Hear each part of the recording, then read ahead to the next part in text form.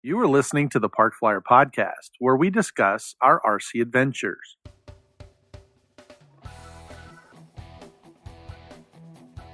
Welcome to the Park Flyer Podcast, where we discuss the ups and downs of the new RC Flyer. Join your hosts, Michael and Jay, as they take flight at the park. Now on with the show.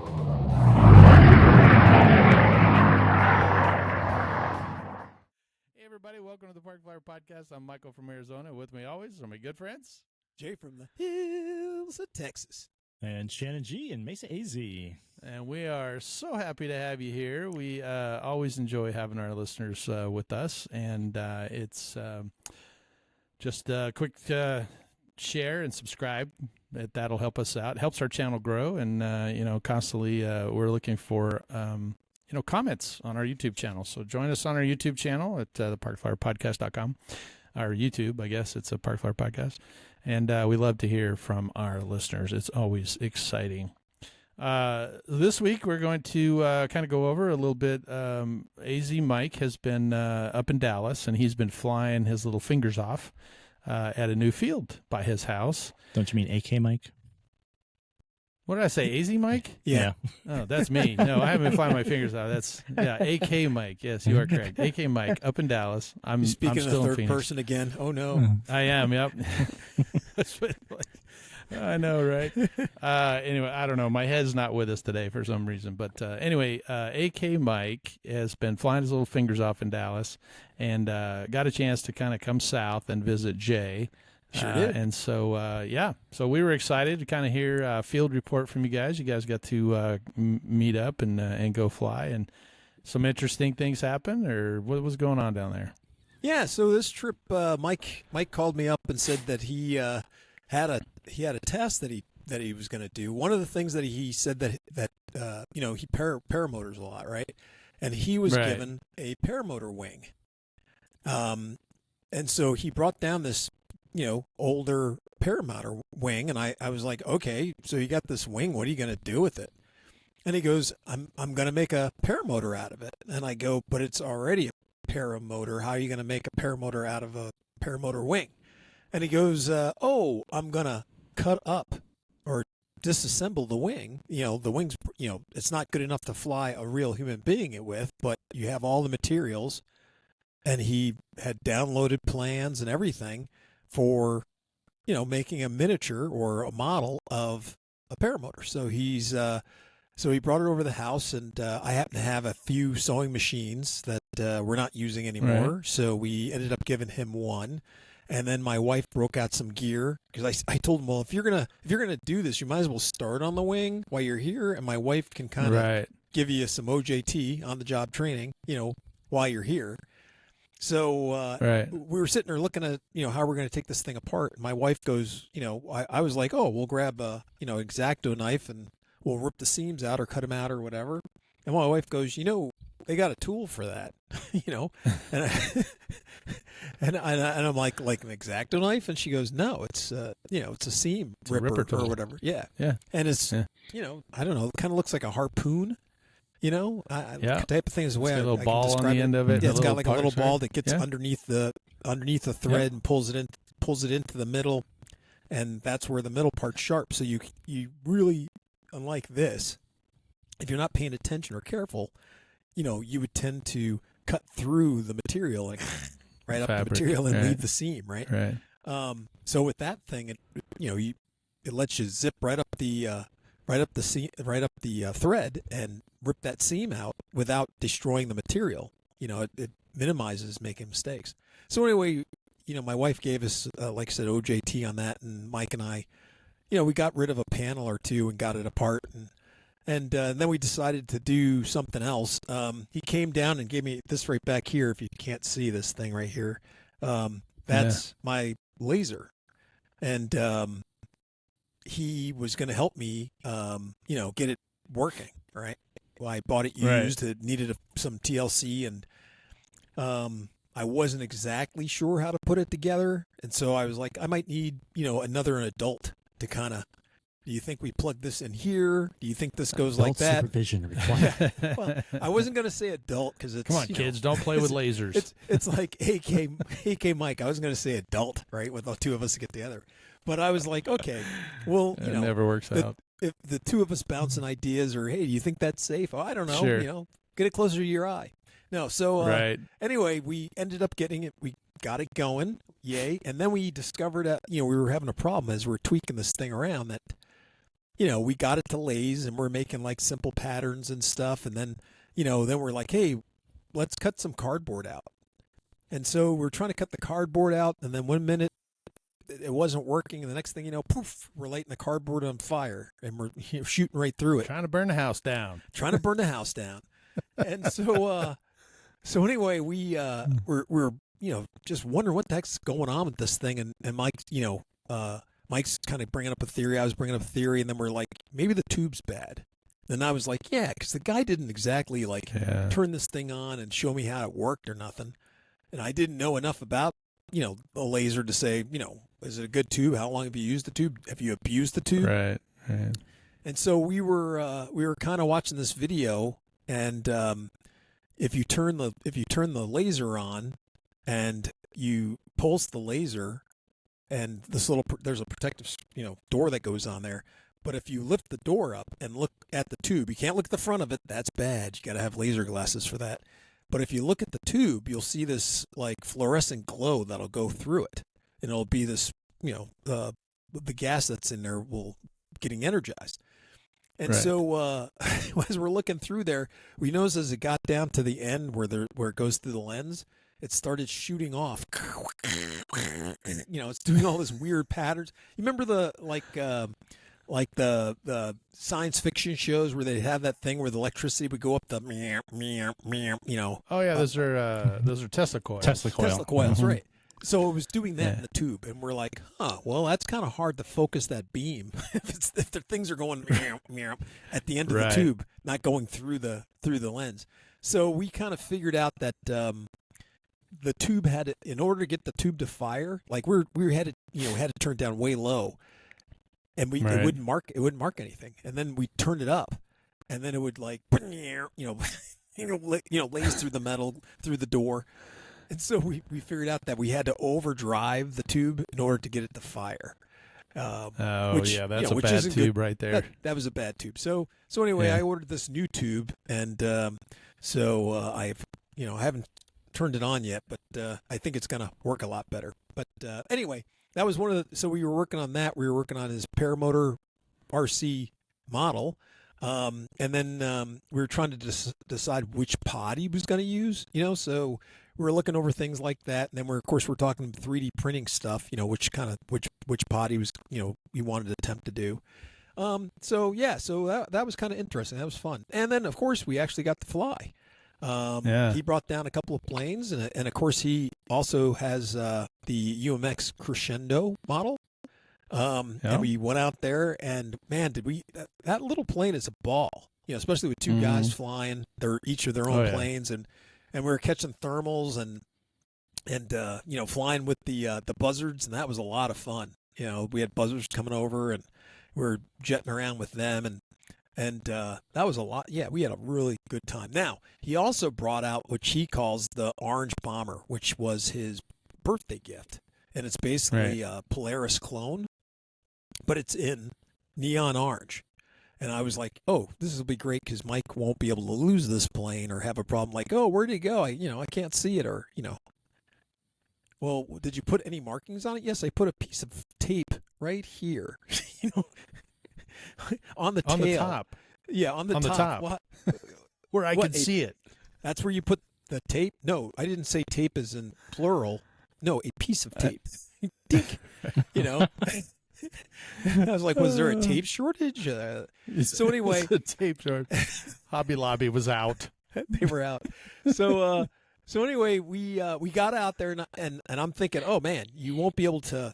Now the thing was that orange did pop, but once again, it was a monotone color, and if you got it a ways away, even though you could see it, you would lose orientation because there was nothing else on the plane to really help you know if the plane was upside down. You were flying like Right. this, as opposed to level. So he basically then was like, "Hey, do you have your air compressor? Maybe we'll go ahead and paint it." And I'm just like, it's probably in a box. I'm not sure where it's at." And he's like, "Oh, well, okay." And I was like, "Well, I still have paint. We can, do it the old-fashioned way and just paint it on there." And he's like, "No, I don't want to do that." So anyway, he's I think it kind of convinced him to once again paint his model. He was kind of getting excited about painting it and some other colors or putting a couple of stripes or checker marks or something on the plane, to give us to break Good. it up so we could tell, if he was flying upside down, if it did something squirrely. But anyway, I got to fly the plane, and as always, it flies just like a great little Polaris. Right. So I think I may pick one up myself because that little one's kind of fun. So I definitely enjoyed it. That's funny. But luckily we didn't. We had no crashes. We didn't lose any planes. Nothing caught on fire. Yeah. The only other problem he was having with the you gave him another UMX, the biplane, Pits. the Pitts. Yeah. So the only problem that Pitts was having, he couldn't go full throttle. It was like he lost the calibration on the throttle. Oh. So if he went full throttle, it would stop. And so it was almost like, like the battery had peaked, or not peaked, but the battery, he overvolted it or undervolted it. Low voltage. Yeah, low voltage. And then the way to get the motor was you had to, off to off, and then you can go back and fly it again, like half throttle. And so it was acting like that, but we just charged the batteries. And It happens with those UMXs a lot because I have the Citation and I have one battery. It doesn't matter if I charge it 100%. After I get in the air, it just starts that pulsing. Yeah. So okay, it happens. Well, it wasn't doing the pulsing, but it definitely was cutting out, and then it's it's hitting the low voltage cutoff is what it's doing. Yeah. He's drawing enough energy at full throttle because it's only that one cell, and it's different because if you're pulling with 2 or 3 or up to 6 or whatever cells, right, then they're all kind of independently being pulled down, where if you just have one cell, it gets pulled down every single time and it'll wear out much faster than a multi-cell. But that's probably what need to get him some like I said, from my point of view, batteries. It was like I said, the the ESC had lost it had lost the calibration to it, and it was just having problems. So well, you got to recalibrate it and see, but I guarantee it's probably the battery because I've had that happen as well. And you fly them, especially if you're flying full throttle, which a lot of guys do, because it's such a small battery and you want max performance out of it. So going back to your original thing though, the seam ripper, I have flashbacks because my mom had a business when I was a young child for upholstering furniture. And that was my brother and I's job, was to sit down. She'd sit us down with that little thing. Child labor. And she'd say, okay. This story should be good.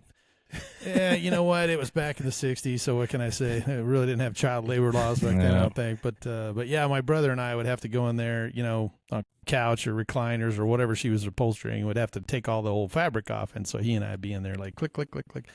So as soon as you said there's a tool for that, I just had flashbacks of me sitting on the floor with this thing, taking all the seams out. I'm like, I know exactly what that tool looks like because I had it in my hand for many years. But it was always fun helping my mom, though. So I do know that what, story's pretty good because I was expecting you to go, your poor brother. Well, there I was with the seam ripper, and he smacked me with the towels, and I went up behind him and I went to rip the seam in his pants, and I stab him in the neck. No, it wasn't that. It actually, the sharp part where it made that hook on it, that's where the little ball was, so you didn't cut yourself or stab yourself with it. So it was pretty funny. But so he took an actual canopy from a real paramotor, right? Like, so that's the big one, and then he's just using those with panels. And I know he's been emailing us and kind of texting us some info where did he cut all of that out with your laser, or did he do it all by hand? He did it all by hand. So he just drew it all out. Yeah, the so ribs he and went. stuff.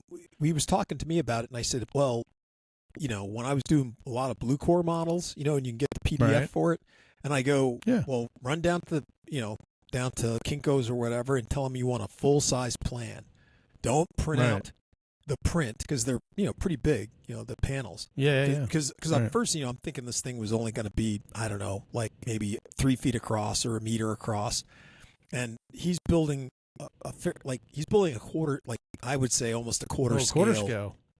Yeah. sized, thing. So he, so I said, so don't go and print these out yourself and then put them all together and then tape them and then cut them out. I said, don't, just go to Kinko's. Right. It'll make your life so much simpler. So he went to Yeah, Kinko's. absolutely. He went ahead and printed them out full size plans and he cut those out. And then, so Gotcha. now he has his templates to cut out the rest of the panels. And that's where Oh. he was writing, oh man, this is going to, between that and the sewing, this is going to take a long time. And I'm like, didn't you kind of realize that, the project that you were getting yourself into? Yeah, if you did it 1/82nd scale would be one panel. You just sew it all together.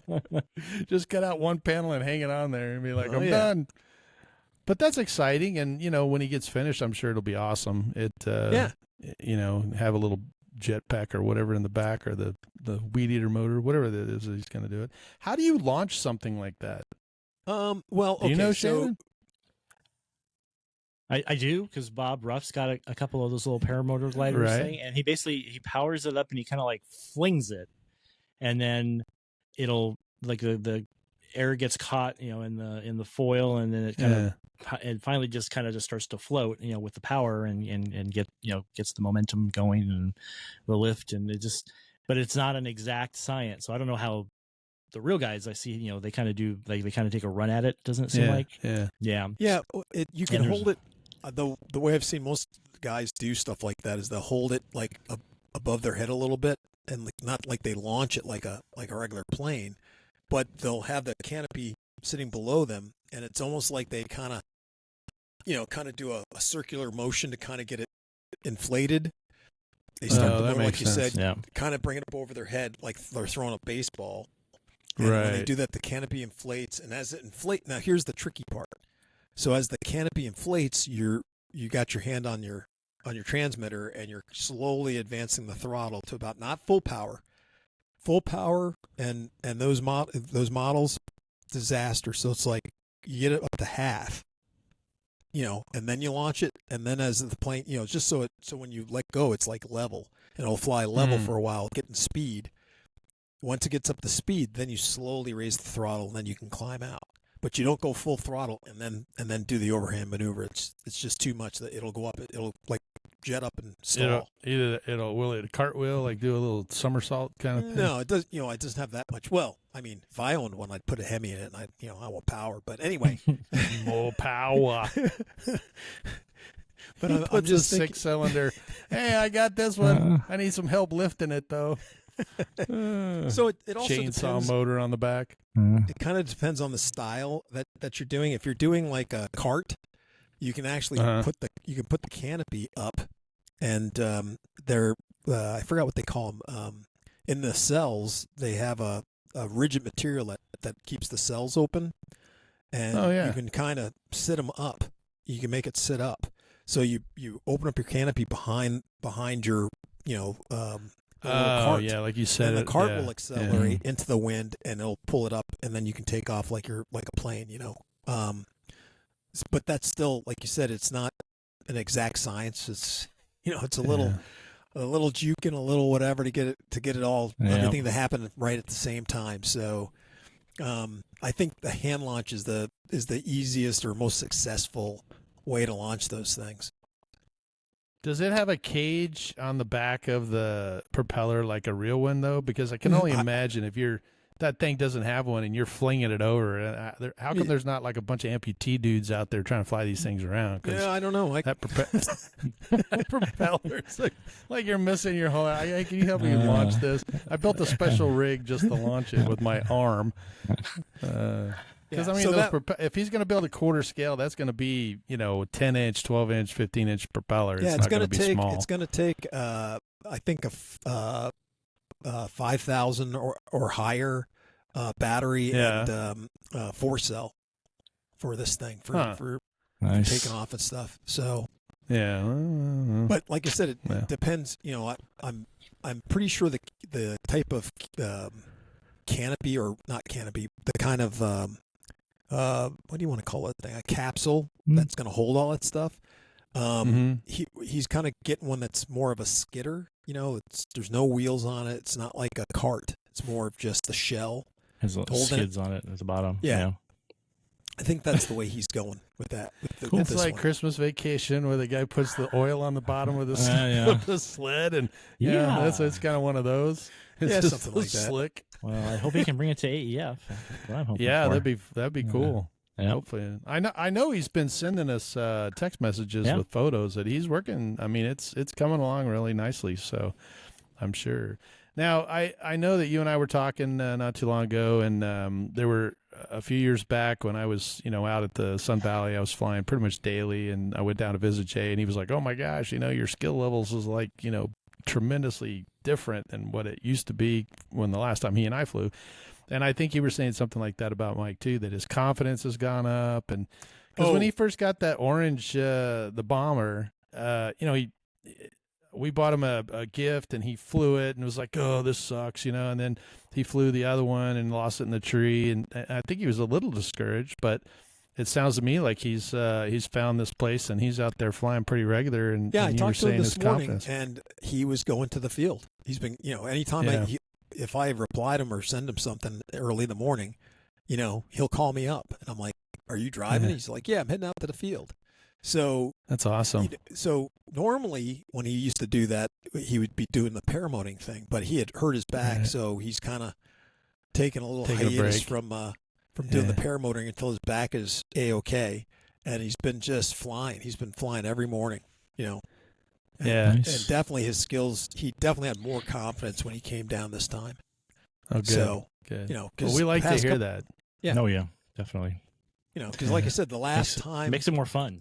Yeah. Because I was like, we gave him a plane last year and this year, and the one last year, was a disaster, in the sense that it was like crashed 6 seconds into flight. Yeah. It's a 6-second flight. So, but he was flying. Yeah, exactly. 6 seconds of terror. It was at the field, and he launched it, and it got away from him. But it sounds like he's getting, a lot more skill back, and which is good. Skills. He's getting a little more confident. That's for sure. I will tell you the same thing for my buddy Scott. Scott, pretty much almost daily, my phone will ring, and I'll see it. Scott, I'll be like, "Hey," you created a monster with him. I know, right? Are you at the field?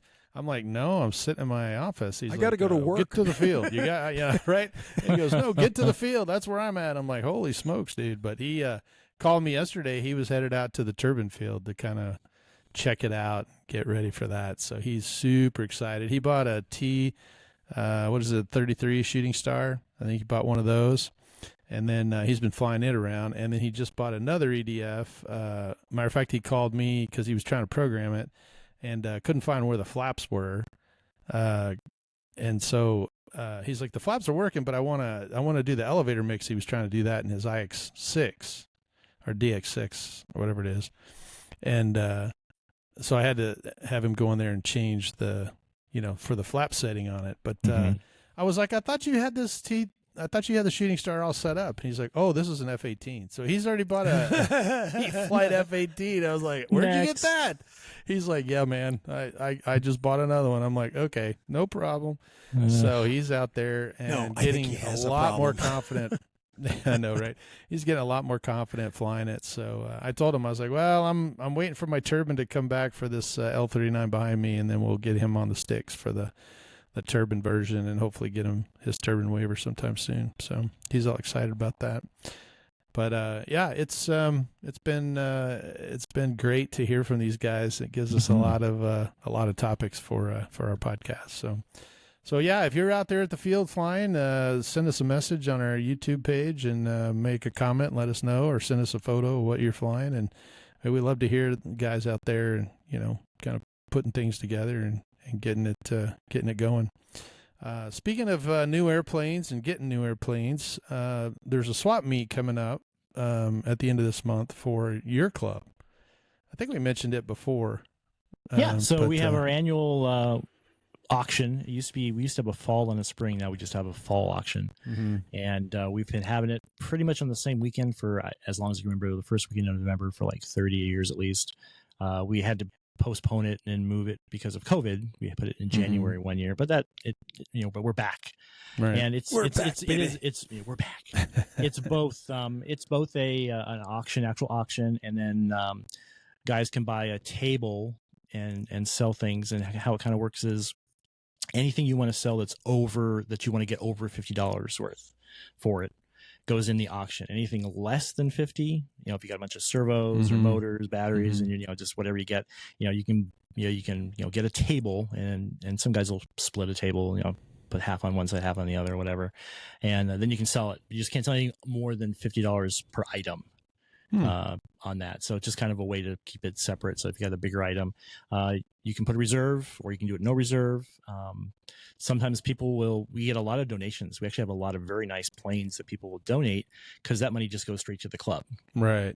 And so whatever it sells for, we usually don't put a reserve on it unless something really, really nice. But it's it's $5 to be either a bidder and or seller. It's the same price, and then the club gets 10%.